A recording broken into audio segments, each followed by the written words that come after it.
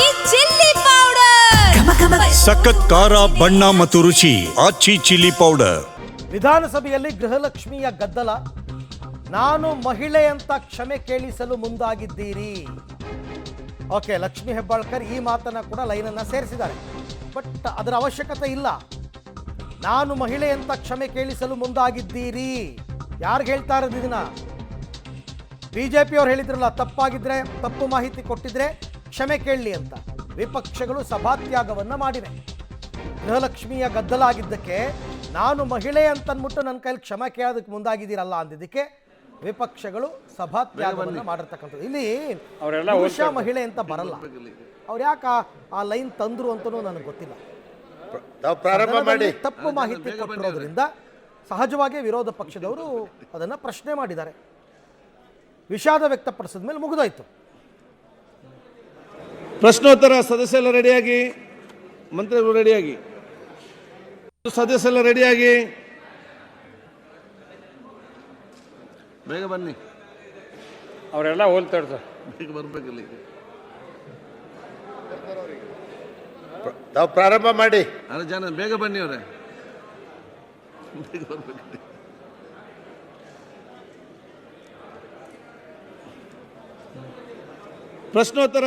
ಪ್ರಶ್ನೋತ್ತರ ಕಲಾಪ ಆರಂಭಕ್ಕೂ ಮುನ್ನವೇ ವಿರೋಧ ಪಕ್ಷದ ಸದಸ್ಯರೆಲ್ಲರೂ ಕೂಡ ಸಭಾತ್ಯಾಗವನ್ನು ಮಾಡಿದ್ದಾರೆ. ದೃಶ್ಯದಲ್ಲಿ ತಾವೀಗ ಅದನ್ನು ಗಮನಿಸ್ತಾ ಇದ್ದೀರಿ. ಇದೆಲ್ಲವೂ ಗೃಹಲಕ್ಷ್ಮಿ ವಿವಾದ ಗದ್ದಲಕ್ಕೆ ಆದಂತಹ ವಿಚಾರ. ಇರುವಂತಹ ವಿಚಾರವನ್ನು ಒಪ್ಪಿಕೊಂಡಿದ್ದಾರೆ ಸಚಿವೆ. ಬಟ್ ಅದನ್ನು ಸರಿಪಡಿಸಬೇಕು ಒಂದು. ಮತ್ತೆ ಅದಕ್ಕೆ ಇಷ್ಟೇ ವಿಷಾದ ವ್ಯಕ್ತಪಡಿಸ್ತೀನಿ ಅಂತಂದ್ರೆ ಆಗಲ್ಲ. ಮಾರ್ಚಲ್ಲಿ 5,000 ಕೋಟಿ ಹಣವನ್ನು ಕೊಡದೆ ಯಾರು ತಾಯಂದಿರಿದ್ದಾರೆ ಕರ್ನಾಟಕದಲ್ಲಿರುವಂಥ 1,26,00,000 ತಾಯಂದಿರಿಗೆ ಮೋಸ ಮಾಡಿದ್ದಾರೆ ಗೃಹಲಕ್ಷ್ಮಿ ಹಣ ಬರದೆ. ಅದನ್ನು ನಾವು ಪ್ರಶ್ನೆ ಮಾಡಿದ್ದೀರಿ. ನಾವು ಪ್ರಶ್ನೆ ಮಾಡಿದ್ದು ಈ ಹಣ ಎಲ್ಲೋಯ್ತು? ಫೆಬ್ರವರಿ ಮಾರ್ಚಲ್ಲಿ ಕೊಟ್ಟಿಲ್ಲ ಅಂದರೆ ಈ ಹಣ ಎಲ್ಲೋಯ್ತು? ಏಪ್ರಿಲಲ್ಲಿ ಕೊಟ್ಟಿದ್ದೀನಿ, ಅಕ್ಟೋಬರ್ವರೆಗೆ ಕೊಟ್ಟಿದ್ದೀನಿ. ಪ್ರಶ್ನೆ ಈ 2 ತಿಂಗಳು ಹಣ ಎಲ್ಲೋಯ್ತು ಅಂದರೆ ನಿಮ್ಮ ಆ ಟೈಮಲ್ಲಿ ಫೆಬ್ರವರಿ ಮಾರ್ಚಲ್ಲಿ ನಿಮ್ಮ ಖಜಾನೆ ಖಾಲಿ ಆಗಿತ್ತಾ? ಹಣ ಇರಲಿಲ್ವಾ ನಿಮ್ಮ ಹತ್ರ? ಬಿಕಾರಿ ಆಗಿತ್ತಾ ಸರ್ಕಾರ? ಯಾಕೆ ಮಹಿಳೆಯರಿಗೆ ಮೋಸ ಮಾಡ್ತೀರಾ? ಮಹಿಳೆಯರಿಗೆ ಯಾಕೆ ಮೋಸ ಮಾಡ್ತೀರಾ? ಪಾಪ 2,000 ಬರುತ್ತೆ ಅಂತ ಕಾದ್ಕೊಂಡಿರ್ತಾರೆ. ತಿಂಗಳೆಲ್ಲ 2,000 ಬರುತ್ತೆ, ನಾವೇನಾನ ಅದನ್ನ ರೇಷನ್ ತಗೊಬೇಕು, ಅಕ್ಕಿ ತಗೊಬೇಕು, ಕಾಯ್ತಾ ಇರ್ತಾರೆ. ಅವರ ಕನಸುಗಳಿಗೆಲ್ಲ 2 ತಿಂಗಳು ಕಲ್ಲು ಹಾಕ್ಬಿಟ್ರಿ, ಮೋಸ ಮಾಡಿದ್ರಿ, ದ್ರೋಹ ಮಾಡಿದ್ರಿ. ನಾವು ಕೇಳ್ತಾ ಇರೋದು ಮಹಿಳಾ ಮತ್ತು ಮಕ್ಕಳ ಸಚಿವರೇನು ಮಹಿಳೆ ಆಗಿದ್ದಾರೆ ಅಂತಲ್ಲ, ನೀವು ಯಾಕೆ ಮಹಿಳೆಯರಿಗೆ ಮೋಸ ಮಾಡಿದ್ರಿ, ಮಹಿಳೆಯರಿಗೆ ಯಾಕೆ ದ್ರೋಹವಾಗಿದೆ ಅನ್ನೋ ಪ್ರಶ್ನೆಯನ್ನ ಕೇಳಿದಿರಿ.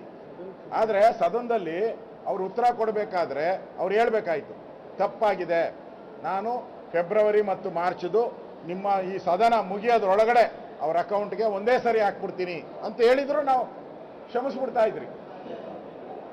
ನಾವು ಹಣ ಹಾಕ್ಬಿಡ್ತೀನಿ ಅಂತ ಹೇಳಿದ್ರು ನಾವು ಅದನ್ನ ಅವ್ರ ಕ್ಷಮಾಪಣೆ ಕೇಳಿದ್ರು ಪರವಾಗಿಲ್ಲ, ಆಮೇಲೆ ನೋಡೋಣ. ಹಣನೂ ಹಾಕಿಲ್ಲ, ಕ್ಷಮೆನೂ ಕೇಳಿಲ್ಲ. ಅಧಿಕಾರಿಗಳು ತಪ್ಪುಗಳನ್ನು ಬರ್ಕೊಟ್ರೆ ಅದನ್ನೇ ತಂದು ಓದ್ತಿರಲ್ಲ. ಯಾಕೆ? ನಿಮ್ಮ ಹೊಡೆದಾಟ, ಜಗಳ ಮುಖ್ಯಮಂತ್ರಿಗಳು ಇಳಿಸೋದು ಏರ್ಸೋದು, ಈ ಜಗಳದಲ್ಲಿ ಸದನ ಯಾಕೆ ನಡೆಸ್ತೀರಾ? ಸದನ ನಡೆಸೋ ಅಂತ ಅವಶ್ಯಕತೆ ಏನಿತ್ತು? ಇಡೀ ಸರ್ಕಾರ ಒಟ್ಟಾಗಿ ಬಂದು ಇಲ್ಲಿ ಸದನದಲ್ಲಿ ಕೂತ್ಕೊಬೇಕಾಯ್ತು. ಇಲ್ಲಿ ಸದನದಲ್ಲಿ ಬಂದಿರುವಂಥ ಮಂತ್ರಿಗಳು ಯಾರಾಗ ಒಟ್ಟಾಗಿ ಯಾರು ಕೂತಿಲ್ಲ, ಎಲ್ಲ ಡಿವೈಡೆಡ್ ಆಗಿದ್ದಾರೆ. ಗ್ರೂಪ್ ಒಳಗಡೆನೂ ಗ್ರೂಪು. DK ಶಿವಕುಮಾರ್ ಬರ್ತಾರೆ, ಅವ್ರಿಗೆ ಒಂದು 10 ಜನ MLA ಹತ್ರ ಮಾತಾಡ್ತಾರೆ. ಸಿದ್ದರಾಮಯ್ಯ ಕರೆಸ್ತಾರೆ ಒಂದು MLA. ಇಲ್ಲಿ ಲಾಂಜಕ್ಕೆ ಬಂದರೆ DK ಗ್ಯಾಂಗ್ ಒಂದು ಕಡೆ, ಅವ್ರ ಗ್ಯಾಂಗ್. ಏನು ಸದನನ ಇದು? 7 ಕೋಟಿ ಜನ ಕಾಯ್ತಾ ಇರ್ತಾರೆ ಸದನದಲ್ಲಿ. ಏನಾದರೂ ಒಳ್ಳೇದಾಗಿ ನಮ್ಗೆ ಒಳ್ಳೇದಾಗ್ತತೆ, ರೈತರಿಗೆ ಬಡವರಿಗೆ ಒಳ್ಳೇದಾಗ್ತದೆ ಕಾಯ್ತಾ ಇರ್ತಾರೆ. ಆ ಭಾಗ್ಯ ಲಕ್ಷ್ಮಿ ಹಣ ಅಲ್ವಾ, ಗೃಹಲಕ್ಷ್ಮಿ ಹಣ ಬರ್ತೈತೆ ನಮ್ಮ ಅಕೌಂಟ್ಗೆ. ಅನ್ನ ತಗೊಳ್ಳೋಣ, ಅದನ್ನ ರೇಷನ್ ಪಡೆಯೋಣ ಅನ್ನೋ ಇದರಲ್ಲಿ ನೀವು ಅವರ ಆಸೆಗೆಲ್ಲ ಉಪವಾಸ ಮಾಡಿಬಿಡ್ರಿ, ತಣ್ಣೀರು ಬಟ್ಟೆ ಹಾಕ್ಬಿಟ್ರಿ ಅವ್ರ ಹೊಟ್ಟೆ ಮೇಲೆ. ನಾಚಿಕೆ ಆಗಬೇಕು ಈ ಸರ್ಕಾರಕ್ಕೆ.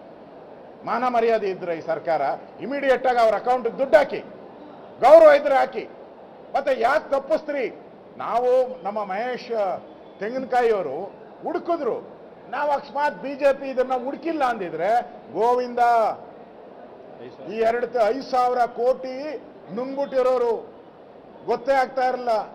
ನಾವು ಹುಡುಕಿ, ವಿರೋಧ ಪಕ್ಷ ನಾವು ಹುಡುಕಿ ತೆಗೆದು ಕನ್ಫರ್ಮ್ ಮಾಡ್ಕೊಂಡು 8 ಜಿಲ್ಲೆ ಕನ್ಫರ್ಮ್ ಮಾಡಿದ್ದೀರಿ. 8 ಈಗ ಮತ್ತೆ 2 ಜಿಲ್ಲೆ ತಗೊಂಡಿದ್ದೀರಿ. ಈಗ 10 ಜಿಲ್ಲೆ ಬಂದಿದೆ, 10 ಜಿಲ್ಲೆಯಲ್ಲೂ ಕೊಟ್ಟಿಲ್ಲ. ಇಷ್ಟಾದ್ಮೇಲೆ ನಾವು ಜಿಲ್ಲಾ ಕಚೇರಿಯಲ್ಲಿ ನಾವು ವರದಿ ಕೇಳಿದ್ರೆ ಎಲ್ಲರಿಗೂ ಧಮಕಿ ಹಾಕ್ಬಿಟ್ಟಿದ್ದಾರೆ, ಕೊಡಬೇಡಿ ಅಂತೇಳಿ. ಕೊಡಕ್ಕೆ ತಯಾರಿಲ್ಲ ಉಳಿದವರೆಲ್ಲ. ಏನು ಸರ್ಕಾರ ಇದು? ಧಮಕಿ ಸರ್ಕಾರನಾ? ಏನೋ ಡಿ ಕೆ ಶಿವಕುಮಾರು ಫ್ಲಾಟ್ ಓನರ್ಗೆಲ್ಲ ಧಮಕಿ ಹಾಕ್ತಾರಪ್ಪ.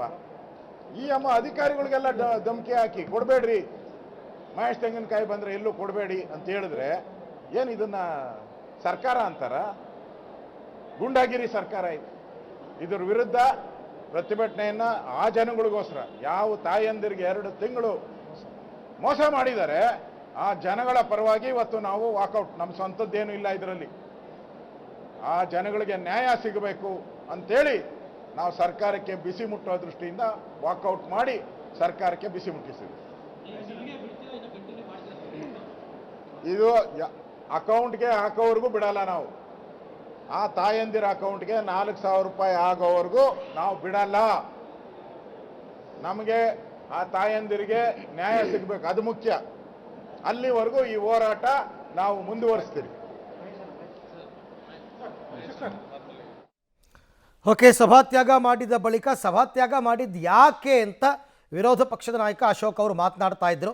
ಒಂದು ಕಡೆ ದುಡ್ಡು ಹಾಕಿಲ್ಲ, ಇನ್ನೊಂದು ಕಡೆ ಕ್ಷಮೆನೂ ಕೇಳಲಿಲ್ಲ ಲಕ್ಷ್ಮೀ ಹೆಬ್ಬಾಳ್ಕರ್.